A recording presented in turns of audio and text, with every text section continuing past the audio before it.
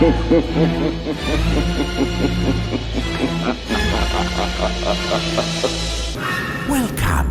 to the Cult Classic Horror Show. Every week, you can have the conversations you've always wanted to have about the films you love. Shut up! We're gonna get you, not another peep.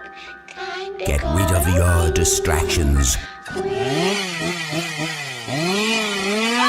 prepare yourself. Then lock your door. 5, 6, gonna crucifix. You got a big surprise coming to you.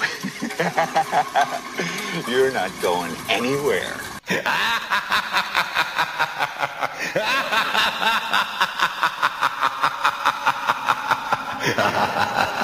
Welcome everybody to the Cult Classic Horror Show. Danny Bonin here with you. And Scotty Bonin here with you guys. We are the Blood Brothers. And the Rob.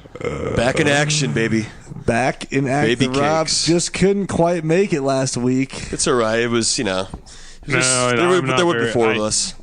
No, and it's, interviews are just not my Actually, thing. Rob, last week Rob got a lot more pretty and sounded better, and that's all it was. You guys thought that was the Elvira lady, April Wallin, but that was actually Rob disguised in her voice. Yeah.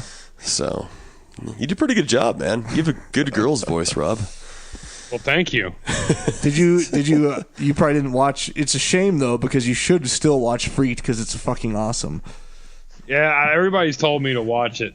It's pretty awesome. Yeah, it's a crazy, like, all this shit's happening at one time. It was like a little too much for me at first. So many jokes, but then like I settled into it and it was like, okay, this is awesome. Then I started laughing my ass off. I thought it was hilarious. Yeah. I gotta let the dogs out. Damn it! Hold on. Who let the dogs out? Who? Okay, sorry. No, none of that. Just had to do that because he started it. Yeah, he started it, and then I had to finish it. Anyways, well, while Rob lets the dogs out, I guess we'll just sit here in silence. I'm excited about what we're doing here. About this next series of movies. Poltergeist. We are talking about Poltergeist. Finally. Which I don't know if I've ever seen. I think I've seen the first one, of course, but I think that's it. I've seen the second one and the first one. Maybe but I'm not sure. One. They're both great. I bet you once you've seen. I don't know if I don't think I've seen the third. Once you see the second or third one, you'll be like, okay, I've seen bits and pieces. Yeah, of this. that's probably true. So I was looking at like the trailer for the second and the third one. I'm like, okay, I remember both of these from at some point. Have you seen all three of these, Rob? Yes, I've seen the first one and the second one. Well, I've seen the first one the most. Seen the second one probably a handful of times, and I think I've seen the third one once. The third one's kind of a money grab. Yeah, Tom Skerritt in an apartment complex. Tom Skerritt, I gotta watch it now. Yeah, well, yeah, we're covering it. Tom Skerritt is almost. Well, I shouldn't say this. It'll be a sin. Are you saying he's compared to Tom Atkins? I was going to say he's almost Tom it. Atkins caliber. They both have the stash. They both have great hair. Well, Atkins doesn't really even have great hair. Skerritt has great hair. Well, Atkins has great hair now. Skerritt has incredible hair. Yeah. Skerritt's got Tom Skerritt is actually like he's up there with oh God, what's his name from Magnum PI? Tom Selleck. Tom Selleck, yes, the Toms. Both Those Toms. two. I mean, they both have incredible hair and mustaches. I prefer Skerritt. Tom Atkins. I like both. On like a coolness level, Tom Atkins wins. On The three Toms are awesome. On a hair level, Tom Skerritt wins. It's true. On a mustache level, Tom Selleck. Magnum PI wins. So I mean, if you were to somehow combine them all together, it would be insane. It would be Tommy the Third. They would make girls just wet themselves just glancing in their direction. They all sort of like look similar in a way. So does Kurt Russell. He looks like Tom Skerritt. Yeah, I don't think Tom Atkins looks like. Well, Tom Atkins and Tom Selleck maybe look a little more alike, but not Tom Skerritt and Tom Atkins. Kurt Russell looks more like Patrick Swayze to me. Yeah, Anyway. he does. He does have a little bit of the Swayze dog. Swayze. This week on Celebrity Talk. Yeah. Did you see me and my picture of Tom Skerritt? Oh, it's so good. Ted. None of them are in this movie though. Craig T. Nelson. heads this Poltergeist. Craig T. Nelson. Coach himself. Yeah. Coach. I love Craig T. Nelson. I do too. Good old days. He's so young in this. The good old days when balding men in their prime got lead roles. Yep. Of course, he almost had a full head of hair in this one, though. He was looking... It was pretty thin. It was thinning, but it wasn't like... You couldn't see his bald spot yet, I don't think. You know, No, it was definitely thin. But, I mean, this movie right here has got to be one of my all-time... It's so good. All-time favorite movies, like, ever. Oh, yeah? Ever. Really? Hands down. What? Oh, yeah. Just because it's... I love it. It's the perfect balance of horror or spooky, I would say. Maybe not so much like pure horror. It's the perfect balance of spooky. It's the perfect balance of like a perfect storm of actors. All the actors are great. Craig T. Nelson. Nobody else could play that role but Craig T. Nelson. Nobody else could play the role of Mary Ann. Nobody else. I mean, because you could just go down the list. You mean Carol Ann? Carol Ann. Yeah. One of my friends' daughters is Coraline. And I was like, why didn't you just name her Carol Ann? And he's like, I'm just not going to bring that kind of voodoo into my house. Did you tell her you named your daughter Reagan? Oh, he knows all about that. Yeah. That's the worst voodoo of all. But But it's just, and it's also... I think Tom Hardy could have played all these parts. Including Carol Ann. Of course. Tom Hardy is what I would call a decent actor. Craig T. Nelson, it's also the perfect balance of nostalgia. It really is. It is. It screams the 80s. It screams everything about it. He's a real estate model home salesman, and with these houses that look so old but they're brand new, and they all look the same. Yeah, they're all the same. Same kitchen. It's just it's the perfect to me. It's like it's the perfect movie. If somebody said, no other movie is like as good as Jaws. Jaws is a perfect movie. Poltergeist is a perfect movie. I gotta say it's perfect. Yeah, it's like thriller, horror, and even a little sci-fi hint there. I gotta say the most nostalgia I had and most yearning came from the line, "We'll just go to Pizza Hut for dinner." Yes, it's great because the Pizza Hut they're going to is the Pizza Hut that you went to as a kid. Oh yeah, they're gonna have those awful lights. It was dimly lit. It was like almost romantic. Yeah, you get the salad bar there. You're gonna get a red tinted pitcher of Coke. That's right. You're gonna get a tall Coke cups. Of Coke. You're gonna get the red cups. That and to me, that's what I mean by nostalgia. It's not just the 80s. It's the 80s that you knew. I mean, I didn't grow up exactly in a neighborhood like that, but we did the same things. But did we really know the 80s? Because we were like 5. Yeah, well, still. Yeah, but I mean, even the early 90s. We still saw a lot of the 80s. But like I we were grew up, older. like my dad was a car salesman growing up, so it was the same thing. He reminded me a lot of Craig T. Nelson, of Steve Freeling. Did you just bask in his chest hair? Oh yeah, I love the chest hair.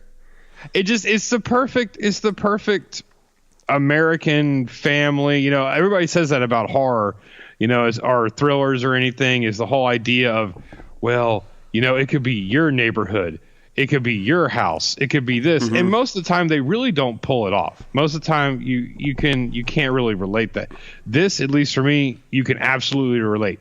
The old station wagon, the old station wagon, the kids hanging out on the weekend, the playing in the street. the guy on the bike, game on TV. carrying like 2 6-packs of beers while the kids mess with him. All that kind of stuff. It's like this is like the Goonies of horror. Yeah, it makes it adventure. Yeah, it's a BMX bike with no front brakes. He has the back brakes, so that's even more. I totally remember having a bike with back brakes. And this is like right up Danny's alley because most of the movie, and it opens with the very light, playful songs, and it's the quintessential neighborhood, and like it kind of lulls you to sleep. And then honestly, I think all the effects, and I think the story, I think the plot and the storyline are just awesome. I think it's like one of the few. Indiana Jones, and everybody likes Star Wars. I grew up with Indiana Jones. I do. So this to me feels like Indiana Jones. Well, it's with the action skeletons. Adventure horror movie. I do think they brought in just the right amount of. I don't want to call it comedy, but maybe lightness, lightheartedness. The whole part where the two parents are in there getting stoned together and laughing and giggling, like they're rolling cigarettes or rolling joints. They're rolling joints, and then the whole thing with the dad. Well, I want a 7 meter or a 5 meter, 7 meter board, and the whole before and after, and he jumps off the bed. Jumps off the bed. I thought and he's in the mirror perfect. Before, after. I think it's perfect when they first bring the team of paranormal investigators over, and the guy's explaining how he caught on video a 7-hour time lapse of this thing that moved 7 feet, or 10 feet or something like that. And he takes a picture with the lens cap still on. And Craig T. Nelson is sitting there like recording a time lapse. Craig T. Nelson is giving him a look like, that's fucking great. Check out this room. You're like, that's great. Yeah. And then they're all open that fucking door, and they're all downstairs at the table, and just shit's still happening, and the paranormal investigators are freaked the fuck out, and the drinking whole family, tea, and their glasses shaking. The whole family's just like, yeah, whatever. It's just, this is it. This is what happens. Yeah, I mean, like, it's no big deal at all. And I mean, it's I can't find anything wrong with this movie. And I can't find anything wrong with it. I remember watching it when I was a kid, or I guess like 12 or 13. I just remember it was just awesome back then too. And I just remember the TV and then the little girl and Craig T. Nelson. And I mean, you mainly remember the midget. Let's be honest. The midget, little person. Oh, clean. This house is clean. We're not racist. Little person. And Craig T. Nelson. Prejudice? Craig T. Nelson is just like, but is his character. To me, I grew up watching Coach. That was one thing we watched all the time. We watched some Coach. Yeah. But Craig T. Nelson fits the role of the dad in this so perfect because to me he is the quintessential. He is like dad. I guess you say like baby boomer dad. A dad in the 80s. He's balding. He's whatever. He's goofy and everything like that, and then even the whole thing, even though his daughter's trapped in there, he's still like the suspicious dad about the medium. What are you doing? I'm trying to tell her with my mind. Yes, it's just so good. I'll have you know, Scotty, according to iTunes reviews, we are racist and sexist. That's why I was saying that. Exactly. Well, I hate to burst their bubble, but we strive to be racist and sexist. Yeah. Oh, do we? Exactly. At least I do. I'm okay. Every day. I don't know if that lady is a little person. I think she's just really short. Her name's Zelda Rubinstein, who plays Tangina, the paranormal medium. Zelda Breath of the Wild Rubinstein. Exactly. That's right. I haven't even made a comment about it being like a Jewish name. Yeah. Oh, is Zelda a Jewish name? I guess it is. Rubinstein. Oh, Rubinstein. She was really good too, though. Like her casting and like the mom, Jo Beth Williams playing Diane Freeling. I've seen her in other stuff. She's like the mom character too. The whole family was put together so well. Of course, we have Steven Spielberg to thank for all of this, right? Oh yeah. Steven Spielberg and Toby Hooper. Yes, if we're going to get into some things here. Let's do that. There is a I just want to keep talking about how great the movie is. I don't Yes. really need trivia or facts to back There that. is The movie an is age- great. There is an age-old debate on who actually did the directing on set here, because Toby Hooper is obviously credited, as the director. but a lot of Toby cast. Hooper. Everybody on the count of three say who they think. I don't know who. I don't know. 1, 2, 3. Steven Toby Hooper. Spielberg. Toby Spielberg. It's Steven Spielberg. It's Steven Spielberg all the way. A lot of the cast and crew were saying that Yep, Steven yep. Spielberg did more of the directing.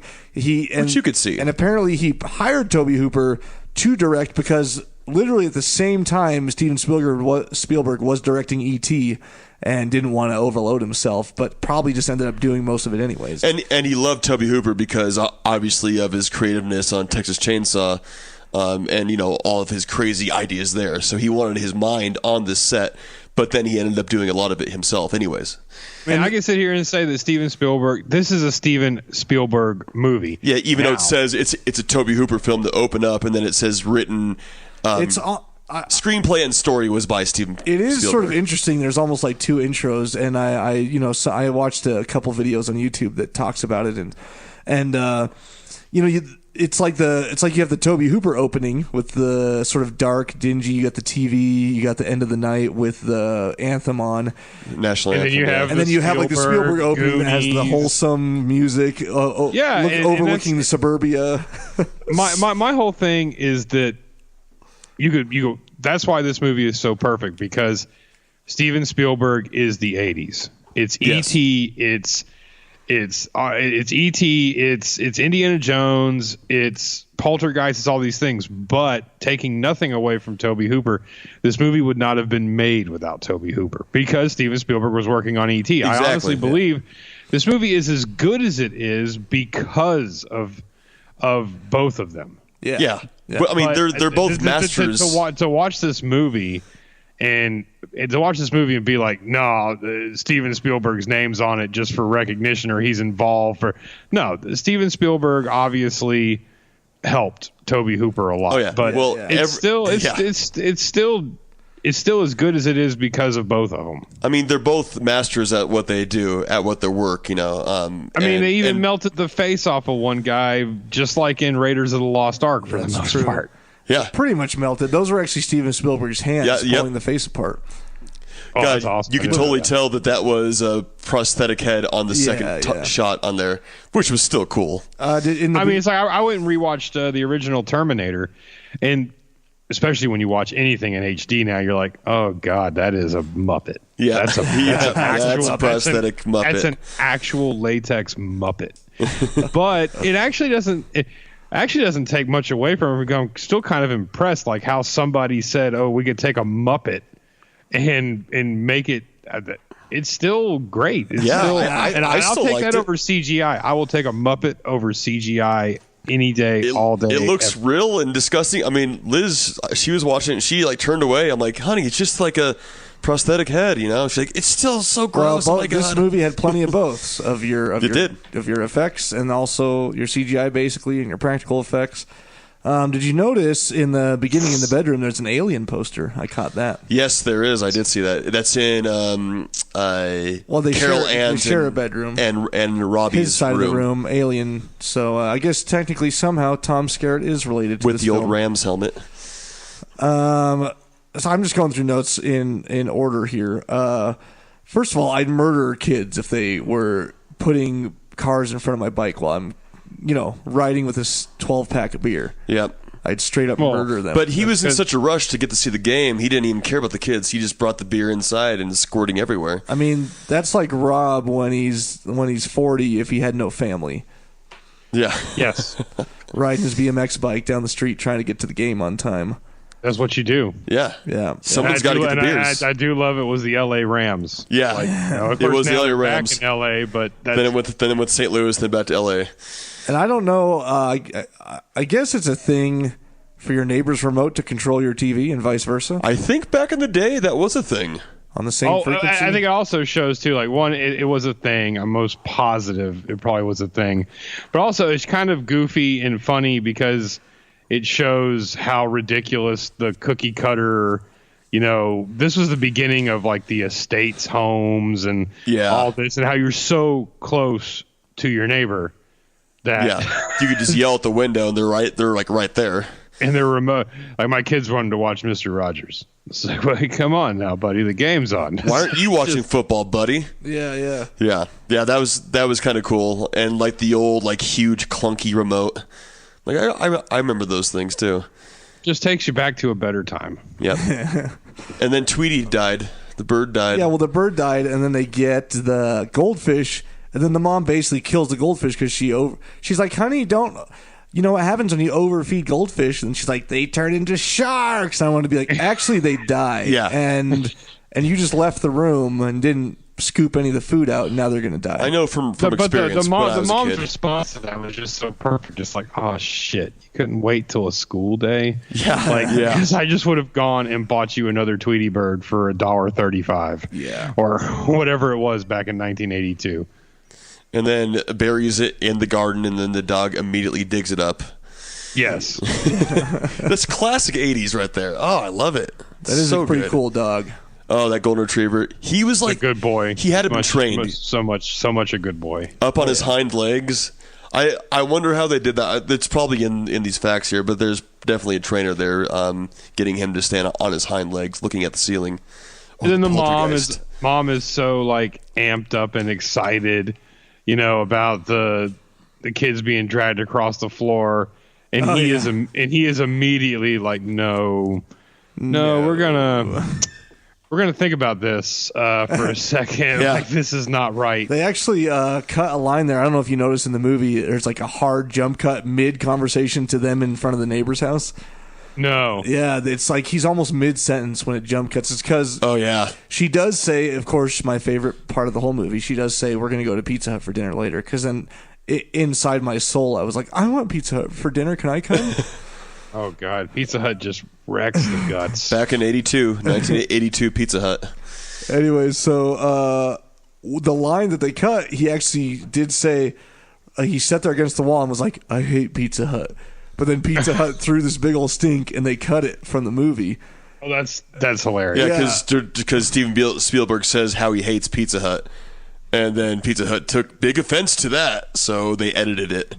And then that is the best part about watching some of these old movies, even though they did cut that. But one of the best parts about these old movies is the product placement. Yeah. They're all drinking cans of Coke or Pepsi or Old Budweiser or whatever, and it's very blatant. The beers were Michelob, by the way, in this. I thought they were Budweiser. It was the Michelob ribbon. Well, I'll tell you one thing, Michelob. I'll tell you, like my dad's and my parents growing up, all the dads in the yard and everything hanging out. Michelob was the fancy beer. Yeah, it was. Like Schlitz Michelob was you like only brought out for shit. like church meetings and weddings and stuff. Yeah.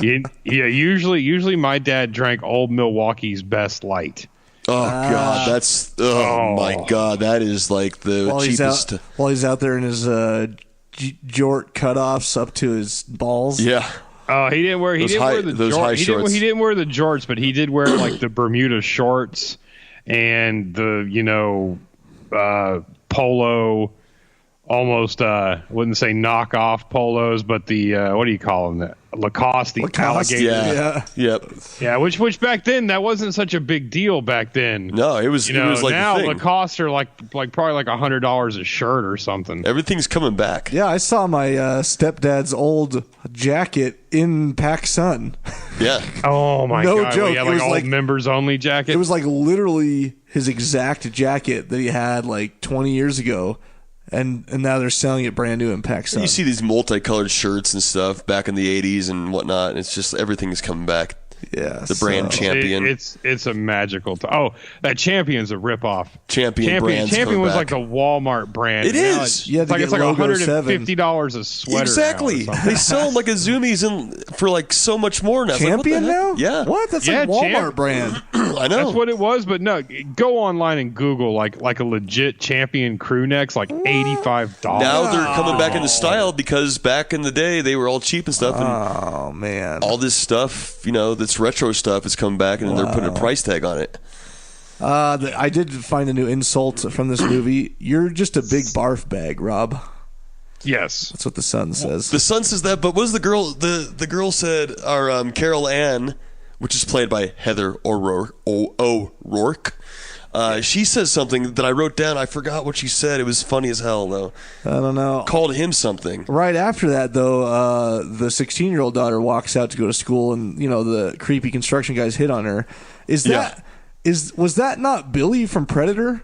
Like, it looked like him. I don't know if it was, but the it Indian does look guy. like him. I'm sorry, they're not $85, but like a regular champion crew neck sweater is $65 at PacSun. Oh my god, PacSun, I saw it. Those things were like $13.99 at Walmart when I grew up as a kid. God damn, you better stock up on Fruit of the Loom sweatshirts right now. Yep. Yeah, so I don't know. That looked like the guy from Predator. I don't know if it was. It did. So I just thought that right away. It wasn't the guy that reached in and grabbed like the chili. No. He's this other guy. It was the first guy. That you see. Yeah. Let's see. Where was I? Oh, my notes sort of jump. Guy from Predator to face tear apart. Huh. Which was a cool effect, by the way. I thought that was such a great effect. Yeah, that was pretty awesome. Well, I was going to talk about the balancing of the chairs. So when Diane, which is the mom, of course, she looks away, and the chairs are first they're like pushed out. Yeah, and then she pushes them back in, then glances over, and then glances back, and they're all in like a pyramid, perfectly balancing.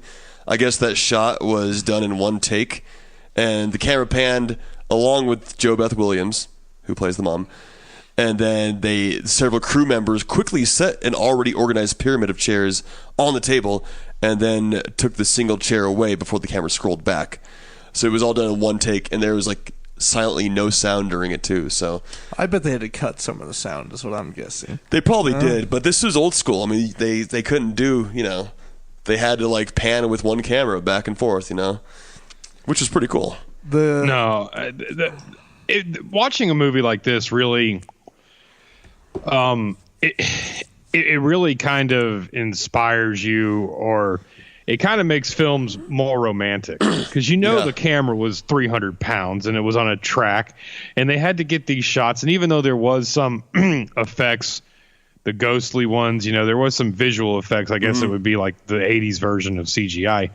It still took, I honestly believe it still takes, like, it's more of a craftsman art to build this stuff and make this stuff work.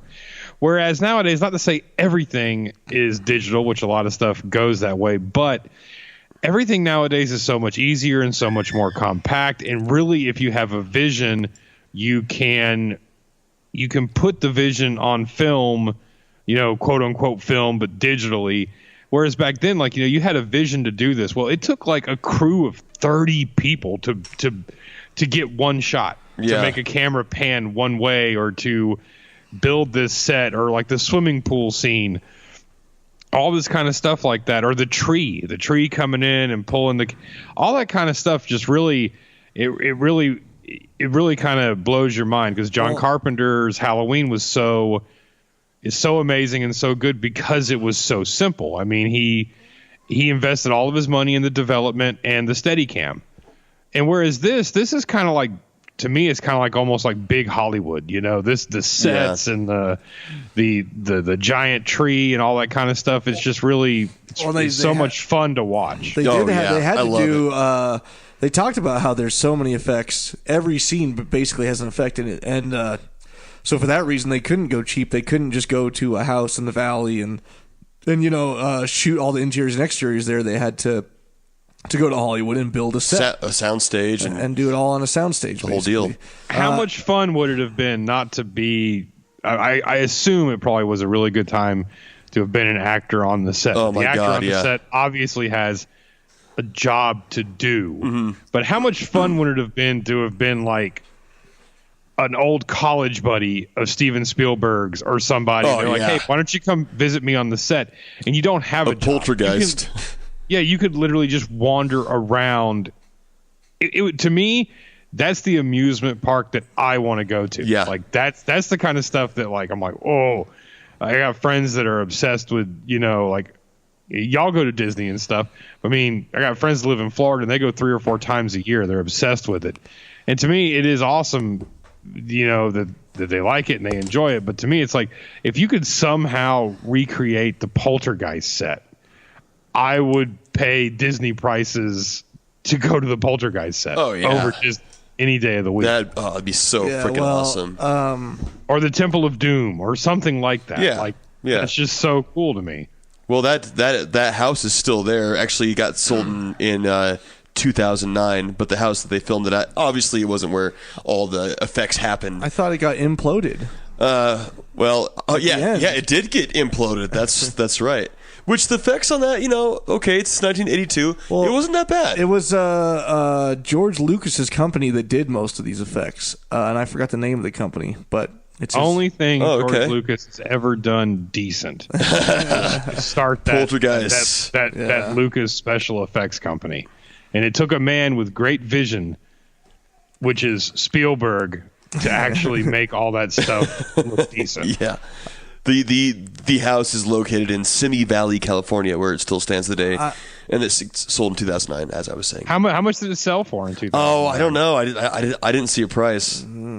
We have to know these things. I know. I should have. I could look that up. Oh, holy shit, Moses! Oh my goodness. That means it's what is time. this? That means it's time sound? for the horror halftime. Where you at, Rob? I can We're never still wrapped up in Poltergeist. I mean, I think I'm not a clown. Okay. Oh. I have feelings. You're here to amuse me. I'm not just a theme song. That's all Rob is a theme song. All right, horror halftime. This is over 2 weeks of memes because we didn't do a horror halftime last week, and a lot of funny ones, a lot of the regulars, which we really appreciate you guys. I really loved Teddy Thomas, me getting some gains with good Judd ones. spotting me. We got Elvira Rob that Teddy Thomas did. I did like the Elvira Rob. That was very David Martin imposing what's his name's face on all Keanu Reeves movies. Alex Winters. That one those are so good. That one was classic. I think the only one who hasn't already won this year that I'm going to give it to is going to be, so if you want to do drum roll, Horror Freak of the Week is Jonathan Brindle. JB. Jonathan Brindle for his, I know it's a little bit from the last Leprechaun episode, but it's got to do with the last Leprechaun episode. So, JB, you are the Horror Freak of the Week. I know I've sent you a couple things, but just shoot me a message and I'll figure out what we'll send you next. So appreciate that, my man. Jonathan Brindle, also a moderator of the group. We appreciate his service. He is a moderator he doesn't have feelings. He will report you and kick you out immediately. Cool. That you know what? I think that can. Oh, actually, I have a couple, maybe just one Patreon shout out. Give me a second here. We got new Patreon. New patron is Joseph Charlesworth. Shout out to you. Thank you for being a patron, Joseph. I think that's the only new one. Yeah, because I talked about the other last week. You guys that are patrons now, I should announce this. Now get access at only the $1 or above level. Get access to Cult Classic Oddities podcast that Ty is doing with his buddy, and it's they're doing all these strange and obscure movies. They did Freaks, which was bad timing because a lot of people got confused because we did Freaked and they did Freaks. Yep, that was bad timing on that, but that's okay. But for only the $1 level, you get that. If you just jump up to $5 level, you get Cult Classic Comedy Podcast and Cult Classic Action Podcast, which we desperately need to do another episode of, which we will. I swear. We will soon. We're going to be doing Predator. We're always so busy, dang it. We should just do it this weekend. We should. Carmelo doesn't have a stupid Comic-Con. All right, cool. That concludes the horror halftime. Yes. There it is. I do want to say Poltergeist, this sort of plot is what happens. I'm surprised it didn't happen to teenage Rob. I'm surprised that. Well, we don't know what happened to teenage Rob. I live in mystery. I'm surprised that towering cum monster didn't come out of his room, out of his crusty old sheets, and attack everybody. Yeah. I was a gentleman. I jerked off in the shower. Oh, okay. All right. Well, I'm surprised it didn't come from your plumbing, because that's exactly what that thing looked like to me. It was very flowy. And see, that's what I'm talking about. George Lucas, right there. There's George Lucas's. Actually, Steven Spielberg didn't do anything, or neither did this Toby Hooper you speak of. It actually was the George Lucas production. Yeah. I didn't see George Lucas' name. Well, I guess it's somewhere. I made this cum monster, and then I also made the closet a big old vagina. A big old orange vagina that tries to suck him in. God. Is that how George Lucas sounds? I don't know. Yes, that's exactly. I how just took what Lucas Rob sounds. did and copied it. I'm still trying to look up how much this house sold for. Oh, here it is. What's the address? We could look this up on Zillow. Yes. You Here it know. is, 4267 Roxbury Street, Simi Valley, Zillow, if California. you're listening, we'd love for you to sponsor the podcast. You know, they call me the cum monster sometimes. Here, I'm gonna go to Zillow. Because I like to hide out in closets. Oh of God, Judd, little boys' rooms. what are you doing here? Jesus. And I like to search for things that have been came upon. How are you not in jail, Judd? I'll have you know there was Who also is your lawyer? Your a lawyer large- must be as good as Michael Jackson's. I plead the fifth. The fifth. Say, you got something tiny and hard underneath all that little bush right there that I could peek into. Okay, I'm still trying to look this up. You know, but Rob. I'll come back you later. know, Rob. Sometimes shaved. Sometimes shaved is James better. is better. What was the address again, Scotty? It's let's see. I might have it here now. It's here it is, 4267 Roxbury Street. And I have it right here. Valley, Zestimate California. $746,000. And That's actually probably That's not not too bad for California, right? 746,153. Okay, It's let's off. see. It's off the market though. I want to know if Nightmare on Elm Street came out before or after this, because the total ceiling crawl walk thing, is a blatant ripoff. It's built in 1979. Either way. It could be. Yeah. 2,300 square feet, 2.5 bath, four beds. 42. In 2001, the tax assessment was only $226,000. All right, we're done talking about the house now. Okay. No, sorry. we're not done. People, look, this is a buyer's market right now. People, I don't know about that. does it have pictures? Yeah, there's some pictures on there. Let's talk a little bit about some of these interesting facts here. Okay. The curse. What's more of, interesting than this house? The curse of Poltergeist. The curse. There of, is a curse on There this is no set. curse. just like on there is for the Poltergeist. Omen. There's a curse for Poltergeist. Dominic Dunn, who played the 16-year-old girl, was strangled by her boyfriend at age 22. Dana. Allegedly. She played Dana, Yes. the older daughter. Allegedly. Oh, really? Heather O'Rourke, who played little. I'm gonna Carol Ann. elaborate on the Oh, sorry. on Go the ahead. strangled. Go ahead. So her ex-boyfriend, in the driveway of her home in 1982, she was strangled. During the same year that this film released, apparently Dominic and her boyfriend lived together, and she kicked him out, or she kicked him out, and he wasn't having that, and it was dropping her off one time and at the house and strangled her. And she was brain dead, and it would died 5 days later. Oh, no, that is tragic. During the release of this film the same year. I support strangling your diddle. No. Not that. This was the worst though. Heather O'Rourke, it breaks my heart. Heather O'Rourke, who played Carol Ann, Ann, the star of Poltergeist, pretty much. experienced heart failure at age 12, resulting from septic shock from a congenital bowel obstruction. She, cardiac arrest. 12 years old. She died in Right 1988. after they finished shooting the third one, but hadn't been released yet. Isn't that insane?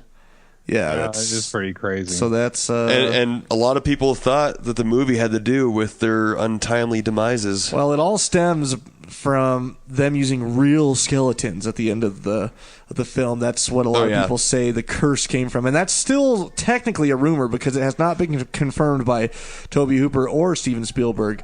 But a lot of the cast members, crew members, and the prop department guys did say that they used real skeletons. They use real skeletons back in the day all the time. In colleges. And supposedly they were cheaply. They're cheaper than they were cheaply able to buy, and they looked real. So, especially in that part where Joanne Beth, who plays Diane, the mom, slips into the muddy pool. She had no idea that they were real skeletons, supposedly still.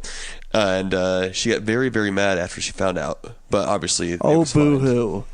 It won't be a surprise, but I'm going to come out and say it. The mom is hot. She was hot, I must say. She's all right. Especially when she looks up into the light, and when she looks up into like the light, and her hair's blowing, and she's like crying. Oh man, no, right? She's pretty hot. Scotty likes girls looking up, crying at him. Not crying, just into the light. Just into the light. Yeah. Apparently, she was. We like to say apparently a lot. No, well, not apparent. She didn't want to get into the muddy pool. Allegedly, she didn't want to get into the muddy pool because there was a bunch of electrical equipment around it. So she refused to go in, and Steven Spielberg actually went in there with her while the scene was shooting, and obviously they didn't see him in it. She's like, "Well, now we'll both fry to death if something falls in here." So it seems like Steven Spielberg was a little more hands-on. But could have been. Steven Spielberg's a man. Even after went in the muddy pool with her. Another part of the curse is the boy was almost choked by the clown. They did that in reverse action. Yeah. And Oliver Robbins is his real name. As it pulled away, it was tightening and choking him, and Spielberg happened to notice on one of the screens and freed him of it. Apparently, he was saying he couldn't breathe, too, and Tobe Hooper and Spielberg thought it was like a cool ad-lib that he added in there. So they were like, oh yeah, just keep looking at the camera. But he actually couldn't breathe and his face was turning blue. So Spielberg went in and got the clown arm wrapped off of him. Yeah. Because they didn't have the special effects back then that they do now. Yeah, they didn't reverse is what they did. Yeah, so it was a little tough there. Also, the author who was writing the novelization of the movie, James Caan. Yeah, while he was writing it, finishing it up. James Caan from Eraser? No, a different James Caan. Eraser. Classic Arnold Schwarzenegger movie? You mean Eraser? James Caan from Elf? Yeah. No, That's James Caan from. That's Robert Duvall. Lightning struck his apartment building, blew the face off his AC unit, and it hit him in the back. Oh my God! Yeah. And then how's that? And then the lights came back on in his house, and his video games started playing themselves. Oh boy! Supposedly. Oh boy! And Allegedly. then when they were shooting, the apartment that Joanne Williams was staying at, Jo Beth Williams was staying at, I guess the picture kept shifting on her wall when she'd get back. Yeah, well then she said it was probably because she kept slamming the door. She says that, but no. This doesn't really have to do with this movie, but it's part of the whole overlying curse is that Gil Keenan, who directed the travesty remake of 2015. Such a terrible movie. He rented out the house. He he claimed was haunted, and the lights were going on and off. All these weird happenings. But the main thing was that said he was haunted by a female spirit dressed in black for sure when he was staying at this house filming the movie. And then when he left, they were done with the movie, and the previous owner moved back in. The owner contacted him, asking him about if he had experienced all these strange happenings that are now happening to the owner and the spirit and everything. So that's pretty creepy. That's creepy as hell. Yeah. Did you read about that? I guess the Indian that was on Poltergeist 2, Will Sampson. Yeah, he does. Yeah. He supposedly performed an exorcism on someone that thought to be. I thought he said he performed an exorcism on the house. Oh yeah, on the house to cleanse it. Yeah, that's right. He's like, this house is clean. He was like Tangina. Huh? Oh, that was her name. Yeah. Yeah. Zelda. That was just everyone humoring him. They're like, oh, the Indian guy has, thinks his house is possessed. Just let him do his thing. Yep. Just let him do his thing. He knows what he's doing. Yeah, just let him. I mean, he's not going to stop unless we just play along with him. So just let him go. This was Spielberg had been working on this years before it went into development, and originally it was called Night Skies and was going to be about evil aliens coming to the house. Ooh. But then obviously scrapped it and went with ghosts. And jeez, my kids are in the background being annoying. I can't stand the sound of happy children. They love Poltergeist as much as we do. Because I don't have a door on my office, so my son has turned out to be a major screamer. Yes. Apparently, he's beaten Stella. That's for sure. Yeah. Of course, he was shooting E.T. at the same time as this, so maybe I wonder if he wrote these scripts at the same time. Because E.T. is a little more of that space. Yeah, I don't know. But still. Speaking of the story, though, in the script, there is a Twilight Zone episode written by Richard Matheson called Little Girl Lost that it's been speculated that, did Spielberg steal the idea or was it coincidental or what's the case? Because he may have used it as inspiration. He's not going to absolutely rip off an entire episode. I mean, it was 20 years earlier. Twilight Zone like Jordan Peele did in his latest movie. I've heard something about that, but I haven't seen it yet. So yeah, no, just completely ripped off an entire. Just like he ripped off the Stepford Wives in his movie. Yay, Jordan Get Peele, Out. He's funny, but also he does horror. I heard us was pretty good. Well, I still need to watch it. Doesn't mean it can't be good. The Little Girl Lost is about a little girl who enters another dimension through a wall in her bedroom, and her parents have to go in to get her back out. Twilight Zone episode. Very similar to Poltergeist. Yeah, but are the parents Craig T. Nelson? No. Well, so then there you go. Case closed. He's the only one that could hold that rope. Yeah. And pull Jo Beth Williams out through the menstrual juice. Yes. Yes, it's very. They rushed him to the bathtub, but they didn't even wash the stuff off. They didn't even perform CPR or anything. They're just come on, breathe. They had to get wet. They just need hot water. Yes. Every episode of Rescue 911, which also is so good. Oh, I love Rescue 911. It was Rescue 911 and you remember Rescue 911? Come on back. Oh, how do you not remember What's the Rescue 911 song? I don't think I remember it. You remember? Oh, I'll find it. Oh, Rob, my God. Danny's that theme song is so good. If you remember the theme song, you'd be like, oh, okay, yeah. Rescue 911. Well, while you look for that... I already found it. Oh, did you now? I'm that good. Well, this doesn't look like... Oh my God, Scotty. They have all the episodes on YouTube. No, they do not. Yes, they do. Oh, my God. I'm going to have to check it out. I'm going to have to watch an episode tonight. Oh, so Anyways, God, I love Rescue 911. The time on the... I don't know if this is an homage or not, but... You remember it?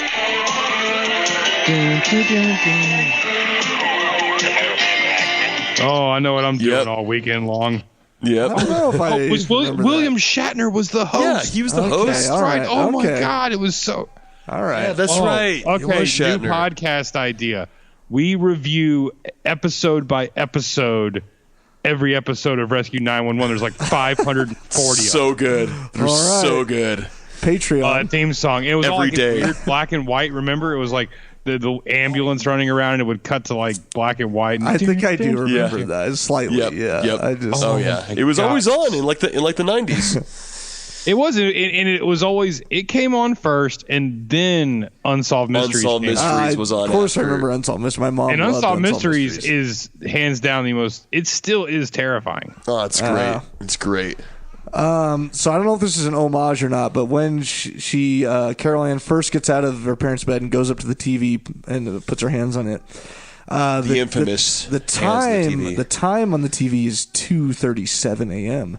Is this an homage to The Shining? It's room 237 with both signifying children in grave danger. This could be it. And Shining was 1980. This was 82. And at the end of the movie, what else do we see other than Jack Nicholson's yellow slug bug that gets flipped over? Oh, yes. Mm-hmm. Yeah. Rob? Okay. What do you have to say about that, I see Rob? that. Don't see no homages to the miniseries. Of course, it wasn't made at the time. There was no homage to The Shining. The Shining is a terrible, terrible movie. I think the most perfect movie ever that you claimed is the most perfect movie ever has homages to The Shining. There was a Kubrick's. yellow Volkswagen Beetle. This was Simi Valley, California. It was probably a prerequisite to own a yellow Sueste Verde. Volkswagen Beetle. Bug, not Beetle. I It's a believe. Beetle. It's a Volkswagen Beetle. Maybe it is. I don't know what the old ones are called. Are those called Beetles? Yes, it's the people's car. That's Oh. when she says her They're infamous. like Paul Wall, People's Champ. Who's Paul Wall? He You never- has, did you he's, not go he's to the high white, school? the like white. Did you not go to rapper. high school? I He did has go a to full. high school. He has a full gold grill in his of his. Didn't of you teeth. ever have Didn't you go through a rap phase in high school? You know Paul Wall. Yeah, but I was like, it was like ludicrous, and I occasionally entertained Bubba Sparks. I don't even know but- if that's right. Was that right? People's Champ, Paul Wall. I don't remember. I think it Isn't was. People's Champ John Cena? Maybe there's probably a lot of People's Champs. Yep. Who, by the way, The claim to be the people's champs. I think John Champ. Cena is better than The Rock. Don't get out of town. Acting wise, or just like Acting wise, No, He's a pretty good actor. He's pretty good He's in hilarious. Daddy's Home too. he's a pretty. He's up and coming for sure. What else is he in that's even good? he was in the Sisters movie with Tina Fey. Oh yeah, and, it's called Sisters, right? Yeah. and then he was in that Amy Schumer. I've never was seen that? these movies. Yeah, I know what you're talking about. Like, is it Trainwrecked? Trainwrecked, yes. I don't Yeah. think I watched that. Well, maybe no, I did watch that. I think I think I did watch that. Yeah, It's a weird movie. I He's can't all right. really wrap He's my no head The around Rock. it. He's all coming. right. He's in a new one coming out soon too with The Rock. I think. I can't remember what it Well, was. the Rock is so unapproachable now. Oh yeah. He's entered like this godlike state where John Cena, you could probably just say, "Hey, what's going on?" and he'd probably talk to you. You could probably still talk. You could talk to The Rock. I could. I don't Maybe think you could could. talk to the Rock. No, yeah, you could maybe. But nah. I mean, but honestly, like I wouldn't want to meet The Rock because I wouldn't want to waste the opportunity or like the good luck. You know, it's like you only meet like one major celebrity. I mean, I'm holding out for Kevin Costner. Like if I met The Rock, the likelihood of meeting two major celebrities in your lifetime is so slim to none that if you met The Rock or somebody like that, you're probably not ever going to meet another major celebrity. Well, when we make all these movies, we'll meet tons of major celebrities. I'm writing every Oh, yeah. role that I can just for Kevin Costner. Oh, I just can't wait to meet Jean-Claude. KC. Yes. John Claude's Instagram, I can't by wait the to meet way, him either. is hilarious. I just don't want even to shake follow his him. hand. I follow him on Instagram. Is it all these And like yet- dad posts, like generic? This last Instagram post he had was, he's like, I'm in the toilet of the Gold's Gym. He's flexing in the toilet of the Gold's What? Gym. Awesome. Heck yeah. That's he's- awesome. he knows who he John Claude is now a character of himself, which is He's the one and only. Yeah. just awesome. So like he really plays it up. He's his you own know? character. Oh, he is. He's got all those like Doritos commercials. He did that. Tostitos. He did Tostitos. He did the Tostitos. Jean-Claude Van Johnson. Yeah, he's eating. I it still up. need to watch John Claude Van Johnson. I watched the first pilot episode It's pretty funny. before they bought it, and it Yeah. it looks so hilarious. It's pretty funny. So apparently, I'm going to stop saying apparently. Damn it, Drew Barrymore. Allegedly. Drew Barrymore was. Danny thought the little girl was Drew Barrymore at first, but he got just for a second, he I got got it it mixed up mixed with E.T. So Drew Barrymore was considered for the role of Carol Ann, actually, but director Steven Spielberg wanted someone more angelic. It And was with talent, which Drew Barrymore Yeah. has none. Yeah, so she was already in E.T., which landed, she had the audition, which landed her that role. But apparently, I keep saying it. Spielberg found Heather O'Rourke at MGM, commissionary at MGM or something, and with her mom, and they were like eating, and It's because her sister auditioned, I think. That's Yeah. what I heard. Her sister auditioned, and Steven Spielberg saw her at the Yeah. canteen at MGM eating. eating lunch with her mom and sister, at the MGM, and then came up to them and wanted O'Rourke for the part of Carol Ann because she just looked the Her part. sister probably still hates her to this day, Oh, yeah. even though she died.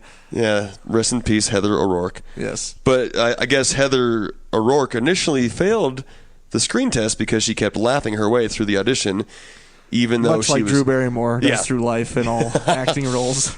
even though she was Yes. supposed to be. Spielberg thought she was too young to take the part seriously, but there was something about her that he liked, so he brought her in for a second audition, and this time he told her to bring in a scary storybook, and he asked her to scream. So she screamed and screamed until she started crying, and she was actually crying, and this got her the part. So, yep. And So it he spawned- tortured little children. Exactly. Little blonde Heather O'Rourke. Those are all my notes, really, to tell you the truth. The clown puppet is actually on display in Planet Hollywood in Caesar's Palace, Las Vegas. Oh, We've been there. Why does it have to be? Oh in no, I've been Vegas? there. I haven't. You've never been there. Yeah, everything, all the movie like props go to like the Planet Hollywoods. Like you see like the axe from The Shining, but I don't know if it's the actual one because it's in like every Planet Hollywood. So the real one I think is in Vegas, or the one that a lot of them go to. Who knows though? Yeah. Sweet. Poltergeist, classic, nostalgic Yes. Pizza Hut Poltergeist. I love it. I was glad that they kept the It dog. makes me wish that too. Pizza Hut was still Me good. too. I remember maybe the last time I ate at a Pizza Hut was when we were on tour. Maybe there's a time after the that. originators of stuffed crust. Oh yeah. Oh, I love stuffed crust. It's all about the Anyways. personal. It's all about the personal pan pizza. The breadsticks. I love the breadsticks. All right, so we got number 2 next week. Number 3 after that. Are we covering the tragedy of the remake or no? I No. don't think we are. That's not a classic. I've already had to watch that All right. one time. All right, we'll just do do we'll up to do 1, 2, three. and 3. All right, Yeah. we'll do 3 of them. All right, so we'll do that next week. So get your memes prepared and turned in. Put them in the group on Facebook, Cult Classic Horror Group, with the hashtag Horror Halftime, and you can become the next horror freak of the week. Yes. Plenty Poltergeist all right, memes out there. Last segment here. What did you watch? What did you watch? What did I watch? What did I watch? What did I watch? I watched a bunch of Game of Thrones because I'm still getting caught up. Yeah. Did I I watched watch a movie at all? Poltergeist. I don't think I watched a. Did I I watch? watched a I don't think movie. I watched anything. I watched some TV shows. I was getting caught up on a couple things. I know I did. I had to watch. I did watch something. I watched. I watched Christopher Robin. I wasn't really impressed with it. What? Fuck. Isn't that like a family movie? Yeah. It Did you watch happens it with the your best kids? of us. No, I watched it with the wife. Yeah, I only. yeah, that'll that's happen. dumb. No, it was not very good. I only watched Game of Thrones. I'm pretty sure. I'm almost to the Red Wedding, end of season 3. Ooh, yeah. Why would you watch Game of Because Thrones? it's so good. He's gonna watch it all the way through until he gets the Yeah, the upcoming new season. season's coming up in a few 8. weeks. Dr. Pimple Popper is much better than that. I don't even know what that is. Never heard of it. Never heard of her. Let's see here. Apparently, I watched all of season 3 of Queer Eye. Oh my god! And you say you don't have any time The on your hands. disappearance of Madeline McCann. A&E. No, Hellraiser Judgment. That was a while ago. I started watching this TV series on Netflix with my wife that she wanted to watch. It's called You. It's pretty good, but I'm just I don't know. I don't get into it as much. I watched a bunch of. Amazon has now redone the. Not Amazon. Netflix has redone like the Paranormal Survival, the old okay. show, and it's. They're pretty good, actually. They're pretty creepy. Ooh, that sounds I did watch awesome. some of those. They're like way more production involved because it's Netflix. How do I look at my thing? I know Rob, I didn't tell you that I watched The Autopsy of Jane Doe finally. Oh, so good. It's really good. I just love Brian Cox. So good. Oh, I see that Bruce Willis' Neil Hirsch is Death good, too. Wish is already on Prime for free. Good Oh for damn! him. I gotta check that out. Ooh. Wow. Oh, it's not horror per se, but allegedly. Apparently. I watched, and we need to do this for Cult Classic Action, but it's got very good blood and guts and horrificness in it. Please tell us. Oh my, Total Recall. Ooh, yeah, that's a good one. Man, I remember watching it on like TNT or TBS all the time, and they edit out all the good stuff. That movie is gross. That movie is so nasty. The physical blood effects and when their heads explode. Oh man, another Schwarzenegger classic. Yeah, it's really good. I forgot. Sharon Stone. It still holds up. I guess It's still a really good movie. I guess Dragged Across Concrete is available streaming now, so we'll all have to watch that. Already? Theaters? That's what I heard. That's what Taylor Morgan, one of the hosts of the Cult Classic Comedy Show, watched it and said it's available streaming. So I don't know where you can rent it. I'm going to look on Amazon. I don't know if it's there. I'm going to watch it tonight. Yeah. It's like 2.5 hours long, but he says in his opinion, it's the best one yet. The best Craig Zoller yet. Really? Yeah. Oh, shit. We'll see. I don't understand why his movies don't go to theaters. They're so fucking good. I think it said limited it release. released on a limited release theatrical and streaming on the same day, I think. Okay. So Dragged. Wow, it's like the first thing that pops up on Amazon when you type in. So you Dragged. can rent it on Amazon? No, it's the first thing searched though, but it is not available on Amazon. Well, he watched it somewhere. It must be somewhere like Dish or Xfinity or like Bone Tomahawk and Cell Block and all that stuff come up. So I mean, it's tagged right, but it's just not available on Amazon. I'm going to wait for it to come on Amazon because I'm just going to go ahead and buy it. I'm not even going to rent it. I know I'm going to like it.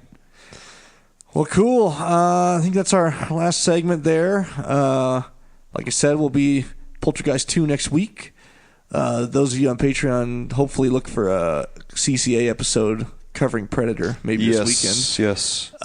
Follow us at Danny Bonin, at Scotty Bonin, at O'Neilio with 4 O's, at Cult Classic Horror everywhere except at CC Horror on Twitter. Patreon.com/Cult Classic Horror if you want to support what we're doing. We have a couple events coming up. Just pay attention to the group. The first one will be a drive-in event that's at the Wintersville Drive-In in Wintersville, Ohio. Winter Drive-In at Wintersville, Ohio. I forgot the date on that. I don't have it right in front of me. Sorry, Ty. It is an event on the Cult Classic Horror page, so please go RSVP to that if you can make it. I think that's it. So, yep.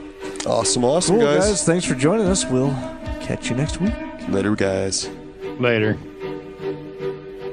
Don't you blame the movies. Movies don't create psychos. Movies make psychos more creative.